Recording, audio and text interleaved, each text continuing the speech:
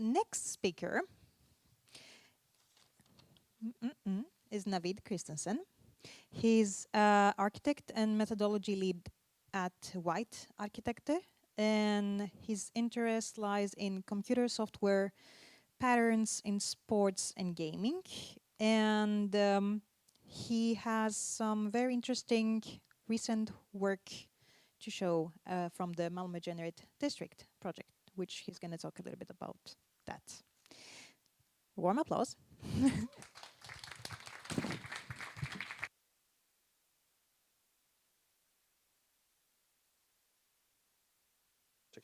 Check.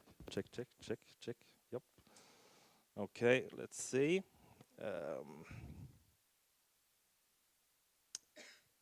Yep, seems to be working. A lot of familiar faces here, I can see. That's nice. First of all, thanks to Media Evolution, Martin and Anita for having me here to speak about this interesting subject. And to me, digital layers is something that kind of finally feels ready to be executed. We've heard about digital twins for a couple of years now, but it feels like we're there now to make use of this. And it's great that it gets the traction it deserves in settings like this. So just a few words about my background.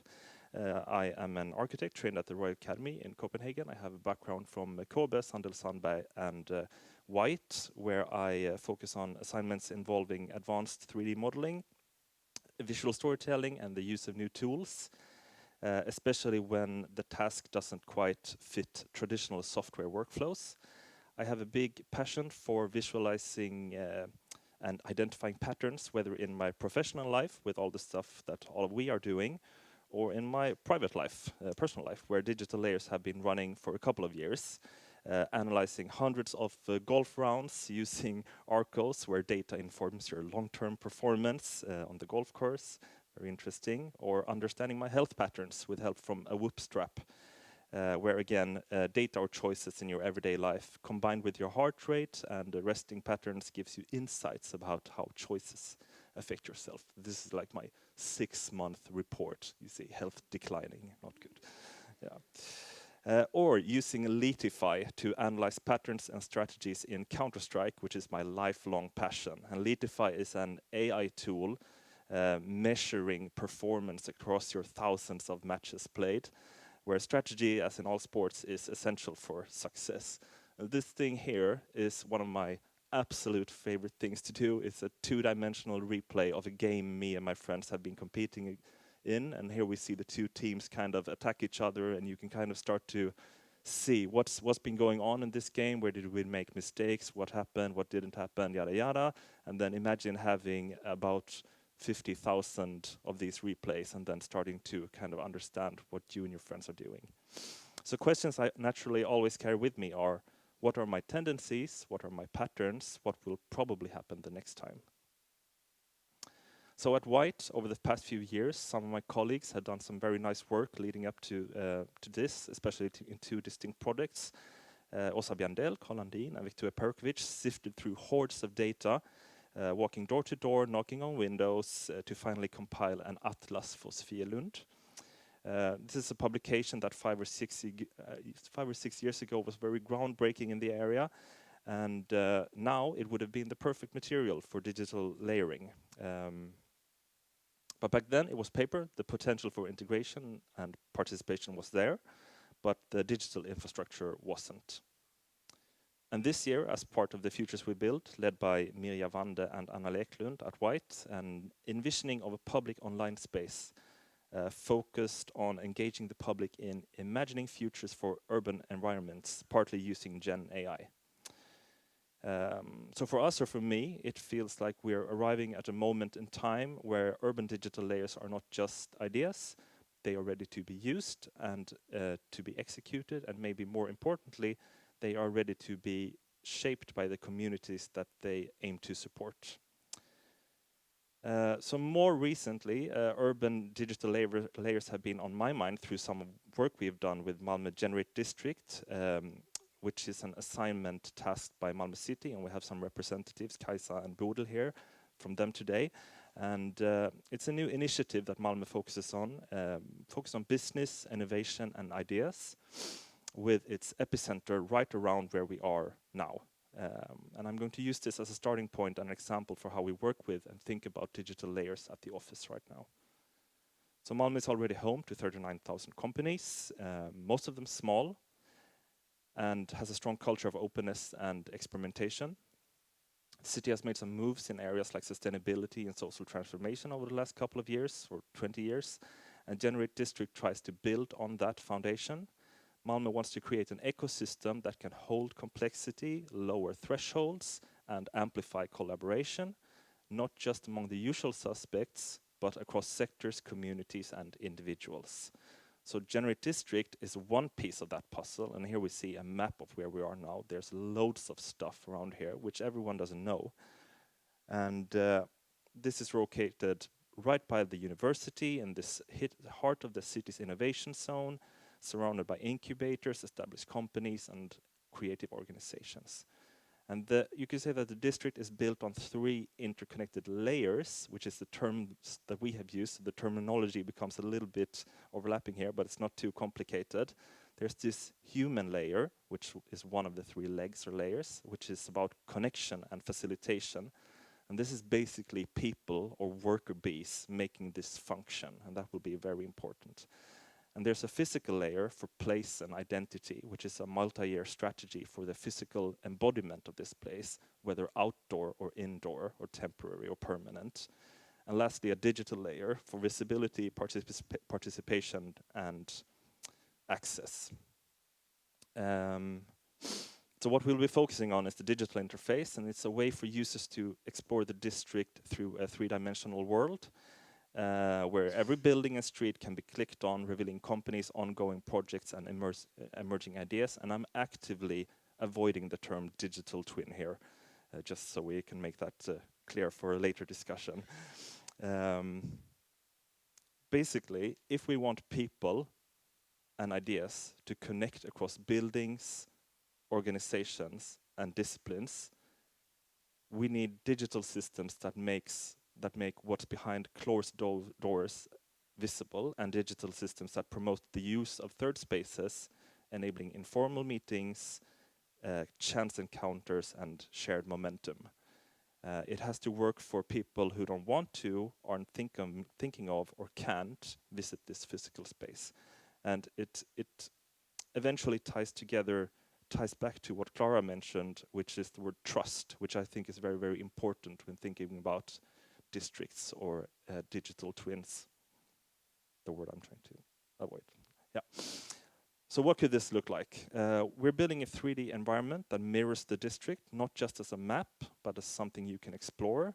Buildings and streets are clickable. You can zoom in, get information, and start to understand what's happening and where. You'll be able to filter and sort based on things like company size, idea maturity, types of collaboration, expressed needs, or even financial or sustainability indicators. The aim is to create a model detailed enough so that you can recognize yourself in it, not just visually, but structurally. So you see your building, you see your neighbor, you see your potential partners.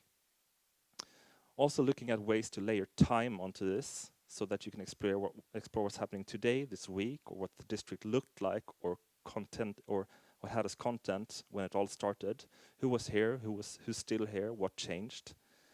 And it's not too uncommon out there, actually. It exists in games.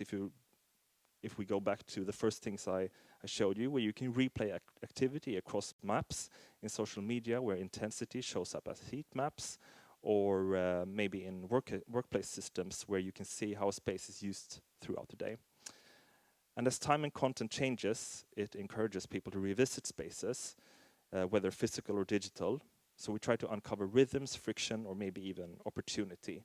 How can the system breathe, not just where is it and what does it look like? Yes.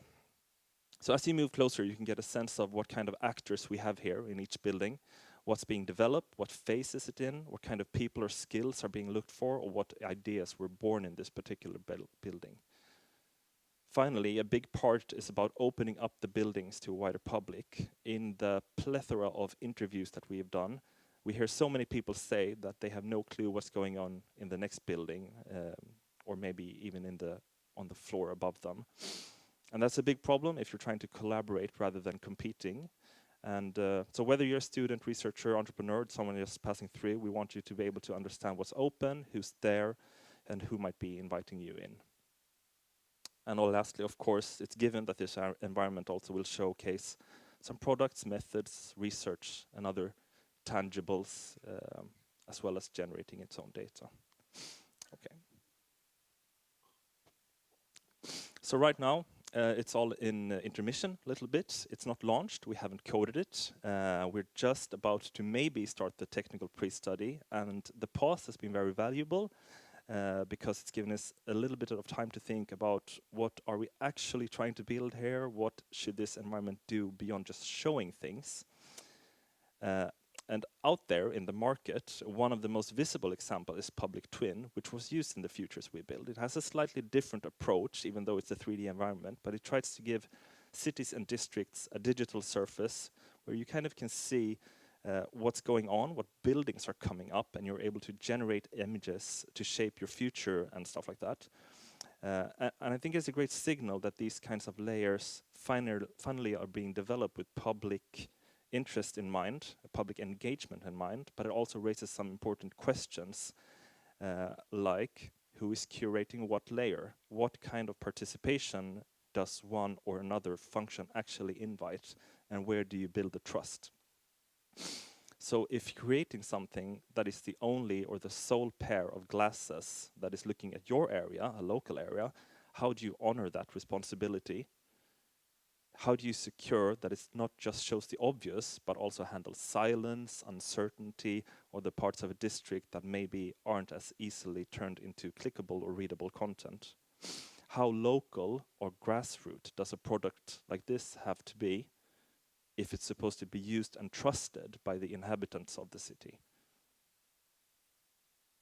So we sometimes think about digital layers as if they are automatically inclusive just because they are online. But in reality, they have several thresholds. In a city like this, sometimes it's language, sometimes it's design logic, and sometimes it's the creator's assumption that about what kind of user we're actively building for, or what kind of participation counts as valid. So it's a little bit philosophical, but we try to remind ourselves that this is not just about displaying data. It's about actively lowering thresholds for participation in several ways. So not just how to get in, but how to understand what you're seeing, not just what's visible, but what's actionable, not just who is there, but where might you belong. And this is where I think digital layers take the next step and are ready to do something, because I really want them, or we really want them, to become something more than information and instead start becoming an invitation to something. So right now, before we have started, our mapped out strategy around how we are listening to this area is circled around 4 types of data, which are structured, unstructured, potential, and silent. So structured data for us is basically lists of things: company names, sectors, employee counts, locations, spreadsheets, registers, tags. And in a place like this, we kind of know who's here, at least on paper. And moving to unstructured data is much harder to capture. But sometimes it's more honest, and it could be interview notes from someone who says we're trying to collaborate more, but we're not sure how, from a certain company. Or sometimes it's even audio, video, or a calendar invite, or an open comment in a workshop about there's energy here, but no one's connecting it. Could even be leftover post-its after a seminar, or a video from a company in the area, or a person in the area. And this is, for me, this is the layer where collective culture starts to speak, even though no one actually knows about this culture yet, if we're listening. And for this, we will need some heavy machine learning to understand what the culture in the area is for the moment. And then potential data is where it gets generative. A couple of years ago, I heard about this man. His name is Jan, and he's from Veberöd. He's trying to export bykänsla, city small city feeling. And he has this thing where he uses small sensors to track the movement of coffee, so smell of coffee in Weberrad. And that has really stuck with me. I've used that as a way of thinking, I don't know for how many years now, but it's a great example of how we all create data and how we can give something to create data ready to be collected and used for something good. And well, on the same page, more concretely, where do students cluster on Tuesdays? Which doors open first after lunch? And then the fourth one, silent data, finally, is the absence of things, which I think is maybe the most important thing, or maybe the most interesting thing. And we see this used commonly in other professional fields. In sports, for example, attacker only used his shot opportunity 46% of the time. Why? Why didn't he shoot? Or goaltender placement was 25% off the most effective position. Why? It's unnecessary. In CRM systems, this person has been contacted less than frequently optimal. In health, patient had symptoms, but was looked at the wrong place and time. And in an urban innovation environment, maybe it translates to the things no one noticed, the questions no one asked, the meetings that never happened, the opportunities we didn't utilize, the neighbor you never learned to know, or maybe the door you didn't know was open. And using this particular data or layer, our job won't be to fill those gaps, it will be to make them visible for other ones to interpret and use them. So there's this small line from Dan Hill, which actually isn't a quote, but it goes like, as challenges become more complex, the appropriate strategy is one that mixes new ingredients into the soup and then waits to see what kind of flavors come out. And to me, that goes hand in hand with how neural networks have evolved over the past few years. If we want to discover something amazing and unexpected, we need to stop thinking about what we're looking for. We need to start paying attention to what actually shows up in the end instead. And so however, gathering and cleaning this data is not something that you do by either browsing the web or databases. It will be done by creating relationships, speaking to people and gaining knowledge about the area, which points back to the relational aspect of this, and ultimately why this human layer and the people working for this innovation district will be very, very important. Closing, one last thing, I find myself constantly having to remind myself, and maybe this resonates with some of you too, when you work on something wide and a bit in concrete, you tend to get a very wide and varied stream of feedback, and everyone you talk to sees something different, and everyone pulls in a slightly different direction, and sometimes that can really catch you off guard. And so if you're working with these kinds of topics, I suggest getting yourself an ally. It could be a colleague, a friend, a mentor, or even an AI. Just someone you can talk to reflect, realign, and keep moving even when the path isn't clear. And yeah, I think I'll stop there actually. So yeah, thanks.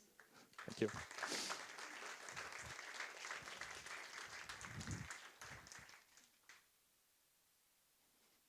Thank you, Navid. So again, about data and content, I think it's a word that you mentioned. It's very interesting when data, qualitative and quantitative, when is the time that this become inviting to action? I think that's interesting. For example, how can that be used for collaboration instead of competition, and what within the digital layer makes that happen?